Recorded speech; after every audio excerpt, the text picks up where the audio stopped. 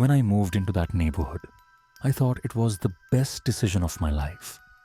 A peaceful escape from the chaos of city life. My new house was perfect, quiet, cozy, and exactly what I needed. But there was one thing that felt off. The house across the street, across from mine, looked abandoned. Broken windows, peeling paint, and a strange, unsettling silence surrounding it. But the oddest thing, the lawn, it was always neatly trimmed. I didn't pay much attention to it at first. I should have. On my third night, I was sitting by the window, sipping on coffee and staring outside. The neighborhood was quiet as usual.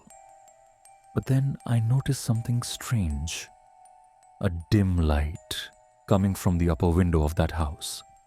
I squinted to see more clearly, and then I saw it. A shadow, moving, like someone was inside that house. I froze. I told myself, maybe someone does live there. Maybe the house isn't abandoned.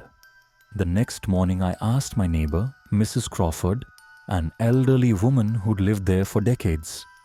When I mentioned the house, her face went pale. She said, that house has been empty for 20 years. Everyone who went inside never came back. I shrugged it off, thinking it was just a silly old story.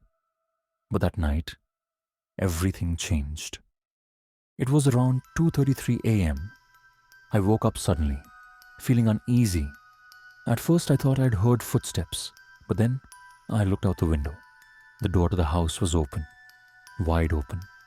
And then I felt it, a cold gust of air and a whisper, soft, almost impossible to hear. Ethan. I shut my window and tried to tell myself it was the wind. But I couldn't sleep after that. The next morning I spoke to Jessica, a young woman who lived 2 houses down. She was hesitant at first, but then said, that house, it's cursed. The Johnson family was the last to live there. At first everything seemed normal, but then their kids started saying they could see the man in the attic. And one day, the whole family vanished, just like that. No trace. I still thought it was just a neighborhood myth, so I made the worst decision of my life. I decided to go inside the house. It was the midnight when I crossed the street, armed with a flashlight and my phone. The door creaked open on its own, as if inviting me in. The air inside was icy cold. It smelled of rot and decay. The place looked untouched. Dust-covered furniture, faded wallpaper, and old family photos on the walls. One photo caught my eye, the Johnson family. They were smiling, standing together. But in the background, at the attic window, there was a shadow, watching them. I should have left then, but I didn't.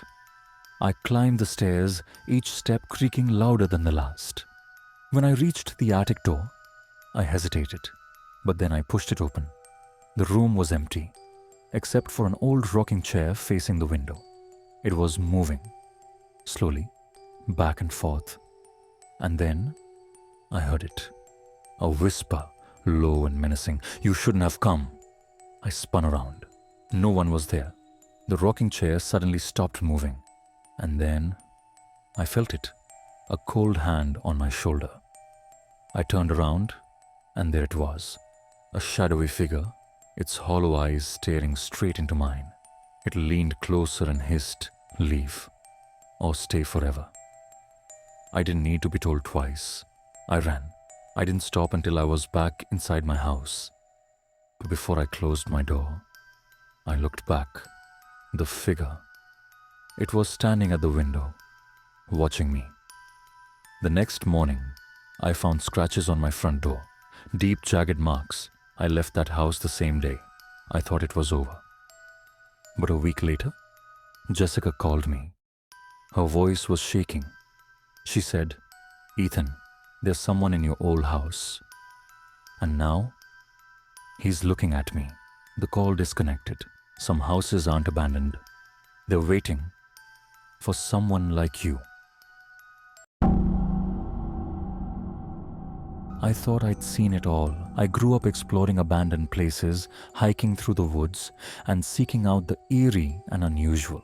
But nothing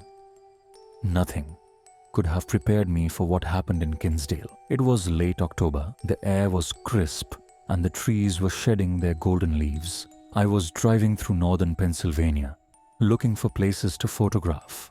That's when I saw the sign, "Welcome to Kinsdale. Population 326. The road led into what looked like a picturesque little town nestled between rolling hills. I thought, why not? Small towns always have their charm. As I drove into Kinsdale, something felt off. The streets were empty, not just quiet, completely deserted. No cars, no people, not even a stray dog.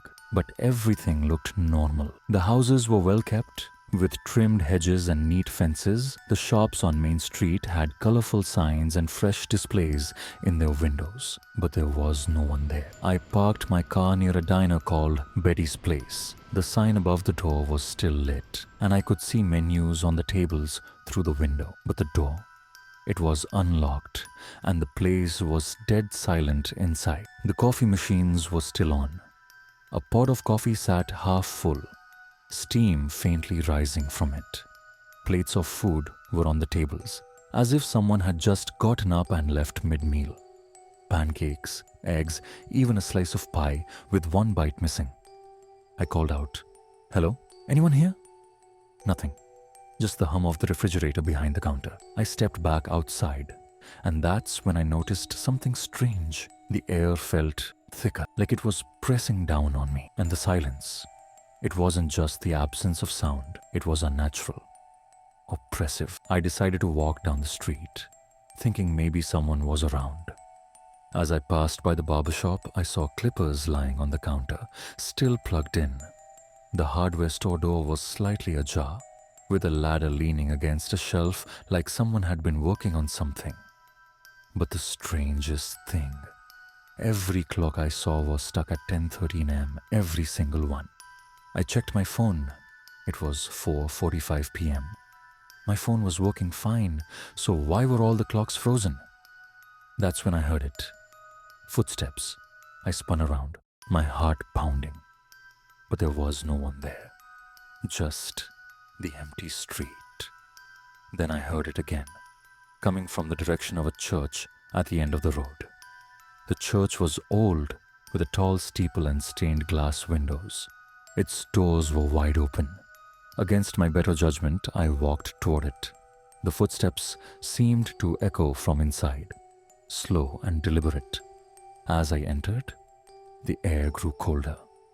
The pews were empty, but there were hymnals open on some of them, as if the congregation had just vanished.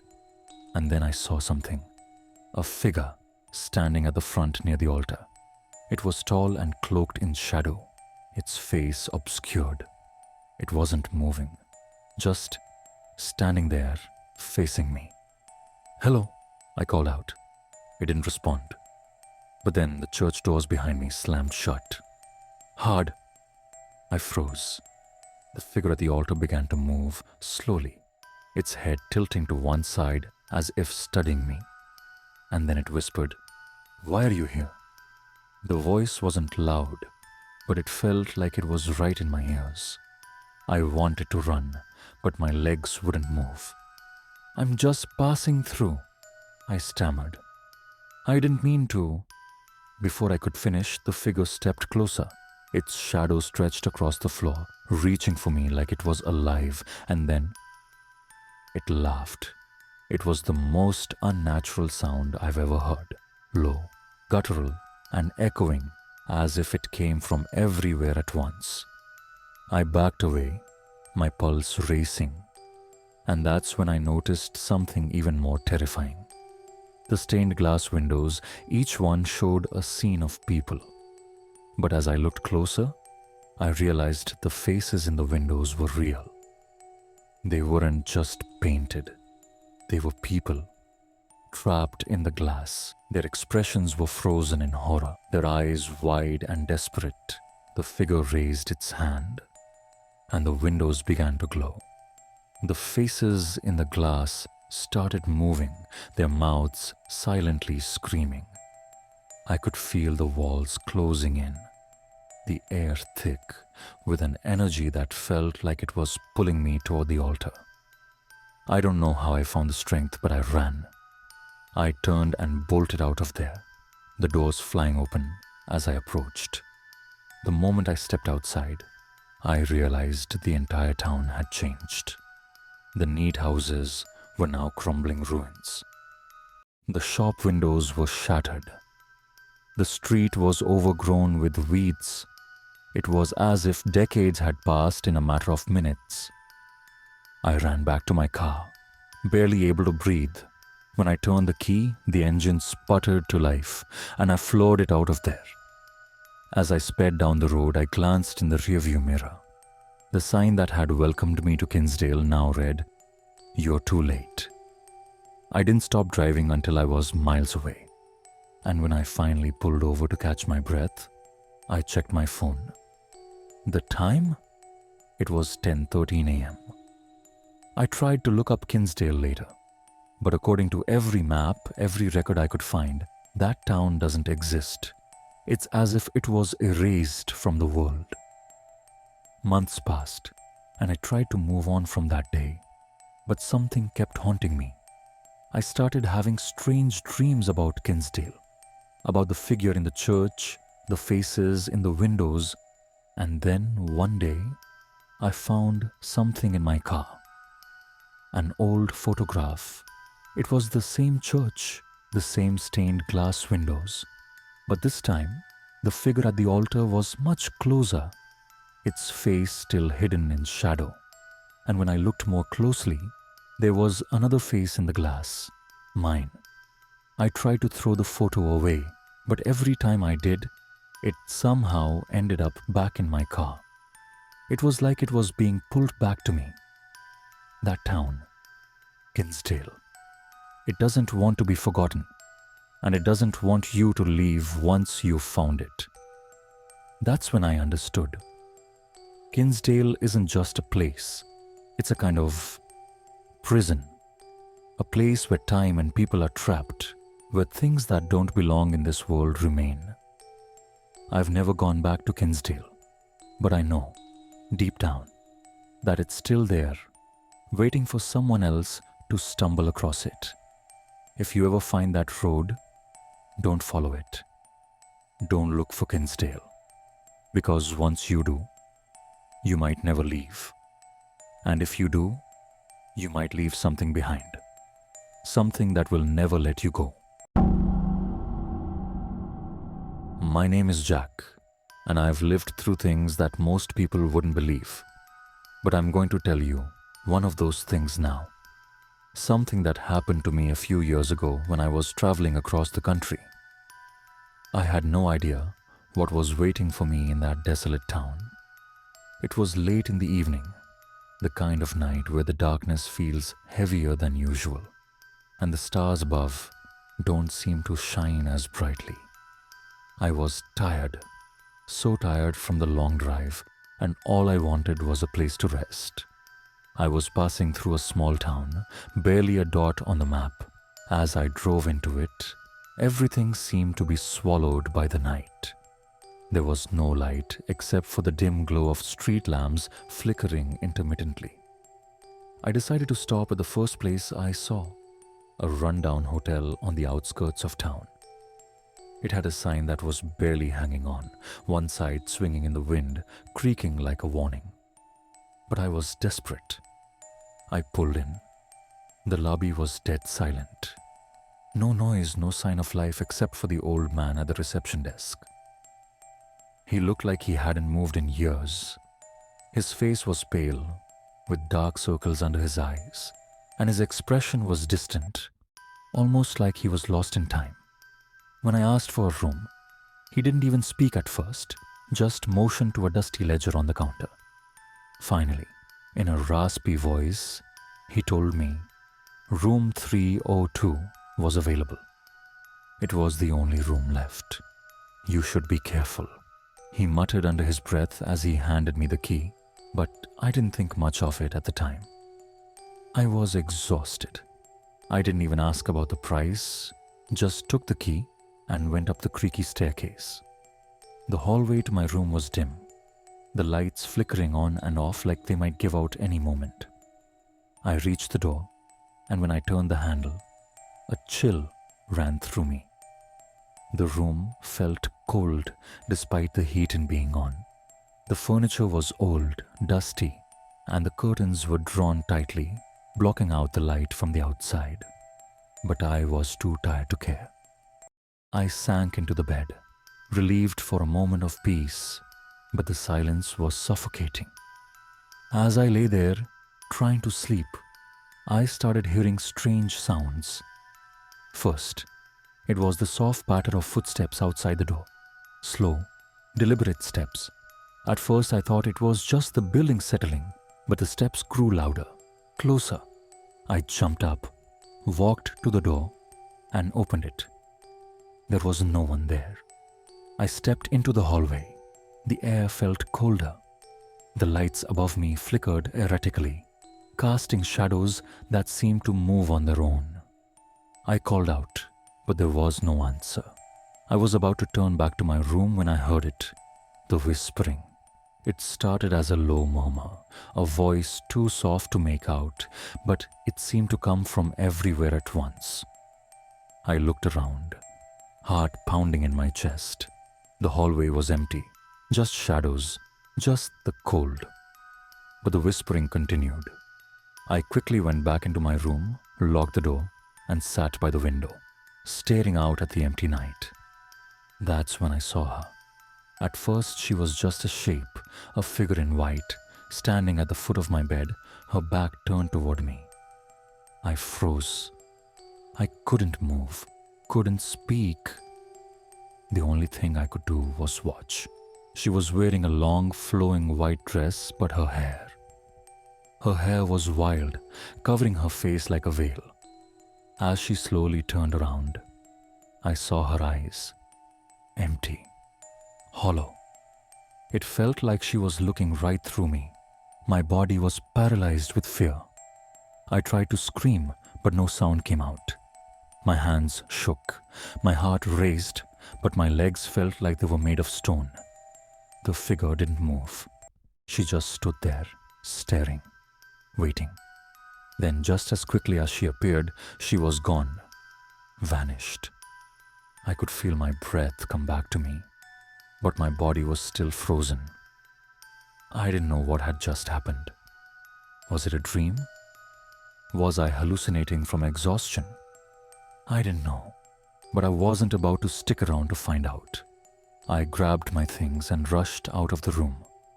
But when I reached the elevator, it was stuck between floors. The stairwell was my only option. As I raced down the stairs, I bumped into Tom, a man I had met earlier in the lobby. He was one of the few other guests in the hotel, and he looked different. His face was ashen, like he hadn't slept in days. "You shouldn't be here," he said. His voice was shaking, his eyes wide with fear. "You have to leave now." I tried to calm him down, but before he could explain further, the hotel manager appeared, a man I had not seen before. He was older than the receptionist, with a stern look on his face. "You're not supposed to leave," he said, his tone cold and commanding. He grabbed my arm, his fingers icy. "Once you've checked in, you can't leave." I pulled away, but the grip was strong. That's when Tom grabbed my shoulder and whispered urgently, "It's the curse. You don't know what you're dealing with here." "What do you mean?" I asked, confused and scared. But before he could answer, the manager led me down a dark corridor to a room I had not noticed before. It was locked. Tom's eyes locked with mine, his fear now a physical presence. "This hotel, it's not just old, it's cursed," he explained. "It's the spirit of Lily. She was murdered here, betrayed by her lover. Her soul never found peace, and now she haunts this place, taking anyone who stays here." The manager's grip tightened. You're here now, and once you are, you're one of her victims. I wanted to run, but I was trapped. The walls seemed to close in on me, the hallway stretching endlessly in both directions. Every corner I turned, I saw Lily's shadow flicker in the corners of my vision, and I heard her whispering, calling me, Jack. Suddenly I remembered something Tom had said earlier. Lily's grave was hidden beneath the hotel. That was the key to breaking the curse. Desperate to escape, I found myself sneaking into the basement. The air was thick, musty, and I could smell decay. It was there, under the floorboards, that I found Lily's remains. Her body had been buried in secret to keep the curse hidden. I said the words Tom had given me. The chant meant to release her spirit. For a moment, nothing happened. And then, the ground trembled. The walls shook as if the entire hotel was alive, but I didn't stop. I kept chanting. And then, with a loud, spine-chilling scream, Lily's ghost rose from the grave. Her form was a nightmare, twisting, contorting in fury. I could see her eyes, empty, dark, and full of anger. The hotel began to collapse.